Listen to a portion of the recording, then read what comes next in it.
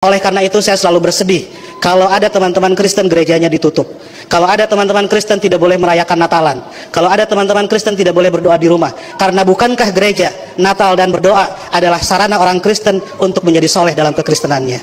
Sebagaimana juga saya sebagai muslim membutuhkan masjid, membutuhkan Idul Fitri, membutuhkan salat untuk membuat muslim menjadi baik dalam kemuslimannya. Oleh karena itu, marilah kita sebagai sama-sama manusia mendorong satu sama lain agar baik, karena kita sama-sama diciptakan dari tanah. Kalau ada manusia yang tidak baik, mungkin dia dibikin dari tanah sengketa. Shalom saudara-saudara, berjumpa kembali bersama dengan saya di channel ini. Bagaimana kabar kita semua? Saya berdoa kiranya kabar kita selalu baik-baik saja dan terus diberkati oleh Tuhan Yesus. Amin. Saya tidak lupa mengucapkan kepada kita semua selamat hari Natal. Kiranya damai Kristus selalu menyertai kita. Amin. Saudara, video kali ini kita akan membagikan video cuplikan terkait banyak ya di hari-hari ini membahas tentang Natal. Yang satu berkata Natal itu haram, yang satu berkata Natal itu adalah berkat. Nah, saudara-saudara, hari ini kita akan menonton video cuplikan apa yang disampaikan oleh seorang ustadz, dan bagaimana ustadz dan para santrinya masuk ke dalam gereja menyampaikan pesan-pesan Natal, dan sangat luar biasa. Oleh karena itu, tanpa berlama-lama, langsung kita simak cuplikan berikut ini. Shalom, Sampurasun. Itu kalau diarabkan kira-kira Assalamualaikum warahmatullahi wabarakatuh. Baru kali ini Natalan di gereja gemuruhnya Waalaikumsalam. Ini patut masuk Guinness Record. Ibu bapak sekalian, selamat Natal. Terima kasih karena ibu bapak merayakan Natal. Seluruh orang Indonesia memperoleh 2 berkat, liburan dan diskon. Tadi bapak pendeta bilang Natal juga seperti di Idul Fitri, beda-beda tanggal, ada 25 Desember, ada 7 Januari, dan seterusnya. Tapi kalau saya membayangkan saya sebagai pendeta, malah senang, berarti undangannya banyak dan amplopnya juga banyak. Itu yang membuat Pak Pati selalu ceria di hadapan ibu bapak sekalian. Ibu bapak sekalian, ada banyak muslim yang mengharamkan mengucapkan selamat Natal, tapi saya tidak. Dan sebetulnya banyak juga orang Islam yang berpendapat mengucapkan selamat Natal itu tidak apa-apa. Tapi mungkin yang datang ke gereja dan langsung mengucapkan hanya sedikit, salah satu di antaranya saya. Seperti dalam Alkitab, banyak yang terpanggil tetapi sedikit yang terpilih.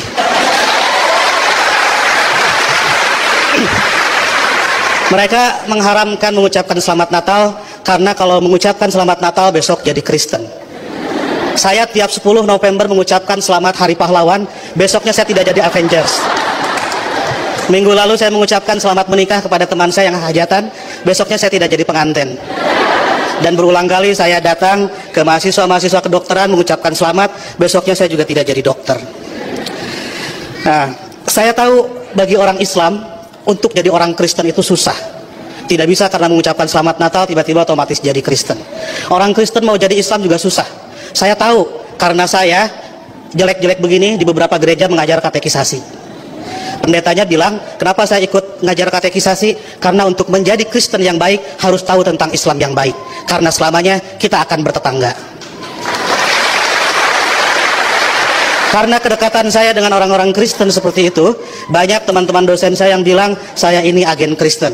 Saya marah, saya bilang saya bukan agen, saya glosir. Karena agen itu produknya cuma sedikit. Nah, jadi kata Pak Pendeta, kenapa saya diundang katekisasi? Agar orang-orang Kristen tahu tentang Islam, dan sebaliknya orang Islam juga seharusnya tahu tentang Kristen, karena ke depan kita akan terus-menerus bertetangga. Sebagai sesama tetangga, wajar dong kalau orang tetangga sedang bergembira, saya ikut bergembira. Itulah makna ucapan selamat Natal. Saya turut bergembira terhadap saudara-saudara yang sedang bergembira di hari Natal ini. Masa nggak boleh? Itu seperti kalau ada teman saya ulang tahun, saya mengucapkan selamat ulang tahun karena dia sedang berbahagia. Dan apakah dia betul hari itu lahir, tanggal itu lahir, tahun itu lahir, saya nggak tahu karena saya tidak pernah ngecek akte kelahirannya. Kan tidak lucu, Bu, kalau kita mau, ayo kita nyanyikan happy birthday, tapi tolong berkas-berkas aktenya lihat dulu. Itu keburu kehilangan mood. Jadi soal berbagi kebahagiaan itu tidak harus terlalu prosedural. Nah, lebih dari itu, saya menganggap orang-orang Kristen itu partner saya, mitra saya dalam melakukan kebaikan. Saya harus mendorong sebagai dai, sebagai pendakwah dalam Islam, saya harus mendorong orang Islam soleh, baik, taat dalam keislamannya. Dan saya juga harus mendorong orang-orang Kristen baik, soleh, taat dalam kekristenannya. Karena kalau masing-masing baik, tidak akan ada terjadi konflik. Jadi saya harus mendorong orang Kristen Harus mendorong orang Kristen agar baik dalam kekristenannya, karena kalau orang Kristen di sekitar saya jahat, saya pasti korbannya. Dan Bapak Ibu juga harus mendorong saya dan teman-teman Muslim menjadi Muslim yang baik, karena kalau saya jadi copet, Ibu Bapak jadi korbannya. Jadi puncak toleransi adalah pada saat saya nanti membangunkan Ibu Bapak gereja dan Ibu Bapak mengongkosi saya naik haji. Ya. Karena satu sama lain harus mendorong dalam kebaikan. Oleh karena itu saya selalu bersedih kalau ada teman-teman Kristen gerejanya ditutup. Kalau ada teman-teman Kristen tidak boleh merayakan Natalan.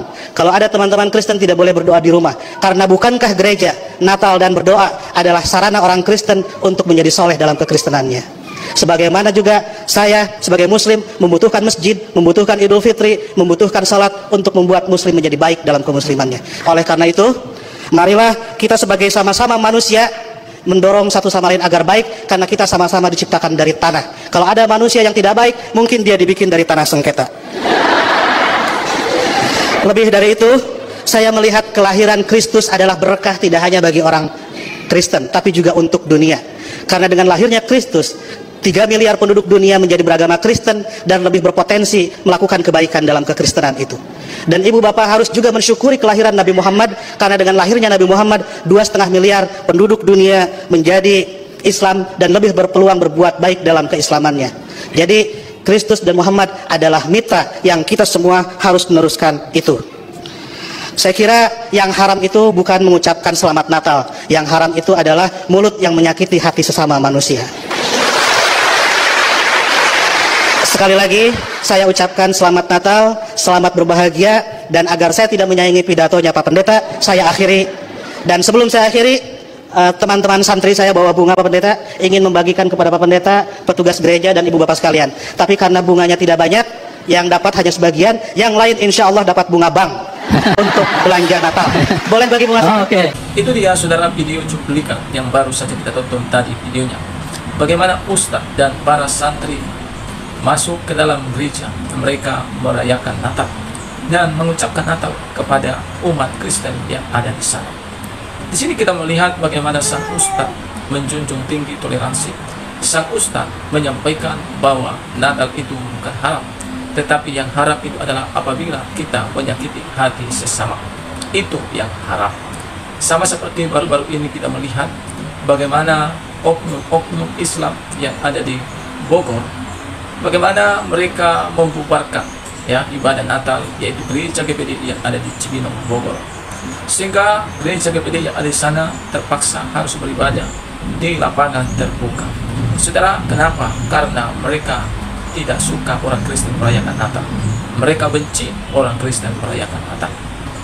Sang Ustadz tadi mengatakan bahwa yang haram itu bukan Natal, tetapi dirimu yang menyakiti hati orang lain. Dengan mereka mengganggu dan membubarkan orang Kristen merayakan Natal di sana, itu artinya mereka itulah yang haram. Nah, jadi saudara-saudara, apa yang disampaikan oleh Bapak Ustadz ini sangat-sangat memberkati dan sangat-sangat kita bisa jadikan itu menjadi suatu teladan yang baik bagi kita semua. Sehingga kita, apapun agama, suku, ras kita selalu menjunjung toleransi. Karena bagaimanapun juga, saudara, ajaran-ajaran yang baik pasti akan punya peri kemanusiaan. Kalau dengan cara kita mengganggu, membubarkan ibadah orang-orang yang tidak seagama dengan kita, itu bukanlah namanya peri kemanusiaan, tetapi itu adalah sesuatu yang sama sekali tidak memiliki peri kemanusiaan. Yang mana Tuhan mengajarkan, kasihilah Tuhan Allahmu, itu hukum yang pertama. Dan hukum yang kedua adalah kasihilah sesamamu manusia seperti mengasihi dirimu sendiri. Di samping itu, Bapak Ustadz juga menyampaikan tadi, saya sering mengucapkan selamat hari Natal. Saya tidak jadi orang Kristen hingga pada hari itu. Bahkan saya mengatakan kepada orang yang menikah, selamat ya kepada pengantin.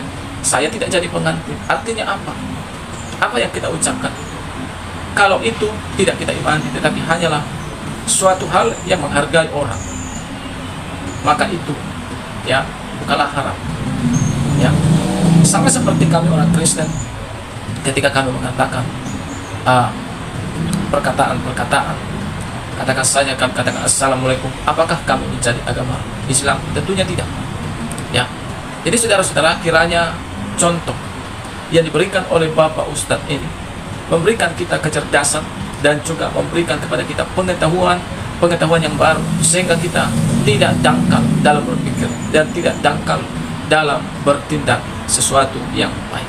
Nah, kiranya teman-teman video ini boleh memberikan informasi penting bagi kita. Tuhan memberkati kita. Shalom, sampai jumpa di video selanjutnya.